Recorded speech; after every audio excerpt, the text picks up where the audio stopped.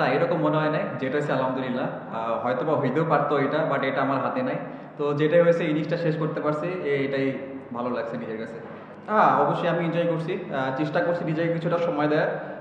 বল একটু লেটে আসতেছিল, যদি আমি আমি চিন্তা করছি আমি আর দাদা যদি আমরা নিজেদের সময় দিই তাহলে হয়তো পরে আমরা এটা কাভার করতে পারবো। তো সেম প্ল্যানে আগাইছি, আমি নিজেকে একটু সময় দিয়েছি এবং বাজে বল পানিশ করছি। আমি কখনো ভাই এভাবে চিন্তা করি না। জাস্ট আমাদের সামনে আর দুইটা ম্যাচ আছে, দুইটা ম্যাচ আমরা কিভাবে ভালো শেষ করতে পারবো, সেটাই প্ল্যান থাকবে আমাদের। সবাই সেভাবেই চিন্তা করতেছে। যদি হয়ে যায় হয়েও যেতে পারে, বাট আমি নর্মাল যে প্ল্যানে খেলি সে সেম প্ল্যানে খেলার চেষ্টা করবো। দেখেন ওইটা ডিফারেন্ট ফরম্যাট, ওডিআই ফরম্যাট। এখানে যেরকম প্রথম পাওয়ার প্লেতে মানে কুইক খেলতে হয়, রান তুলতে হয়, ওইখানে হয়তো আরও একটু বেশি সময় পাওয়া যায়।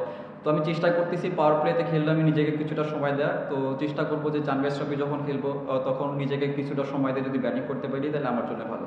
না, আমি এরকম কখনো ওয়াইড, এটা পার্ট অফ গেম, এটা হইতেই পারে, বাট আমি কখনো এভাবে দেখি নাই।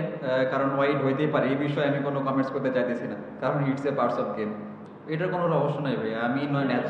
আমি ন্যাচারালি এরকম খেলি, প্র্যাকটিসে ট্রাই করি নিজের যেটা স্ট্রং জোন সেটা নিয়ে কাজ করার, এবং যেটা আমার গেমে যে ভুলগুলো হয় সেগুলো নিয়ে কাজ করার। তো এটার কোনো রহস্য নেই ভাই, জাস্ট আমি নর্মাল ন্যাচারাল খেলা খেলি।